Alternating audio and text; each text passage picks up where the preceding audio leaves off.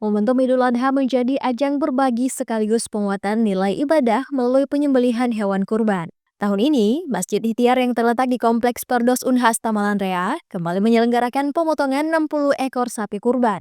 Ketua Panitia Kurban Masjid Ikhtiar Muhammad Hambali STMT menjelaskan jika proses penyelenggaraan kurban di masjid ini dilakukan secara sistematis dan menjaga higienitas hingga sampai ke tangan penerima.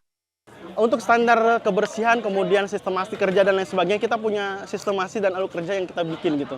Termasuk untuk higienitas, kebersihan, pengecekan kesehatan dan sebagainya, kita hadirkan langsung dokter hewan sebanyak 5 orang di dalam untuk mengontrol langsung bagian organ-organ dalamnya agar dicek apakah ada penyakit atau tidak gitu. Sebanyak 60 ekor sapi yang disembelih itu dipasok dari 2 kabupaten di Sulawesi Selatan, 29 ekor dari Baru, dan 31 ekor dari Sinjai, dengan berat rata-rata mencapai 100 kg. Sebelum didatangkan ke lokasi, setiap sapi diperiksa terlebih dahulu oleh tim dokter hewan dari Universitas Hasanuddin untuk memastikan kelayakan hewan kurban sesuai dengan syariat dan standar kesehatan. Setibanya di kompleks Masjid Ikhtiar, sapi-sapi tersebut ditempatkan di kandang sementara yang berlokasi tepat di samping area pemotongan.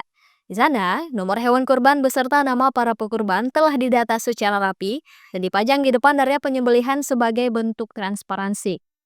Proses penyembelihan dilakukan secara bertahap, satu persatu sapi dimasukkan ke area penyembelihan dan dipotong oleh juru sembelih yang telah ditunjuk dan memenuhi syarat.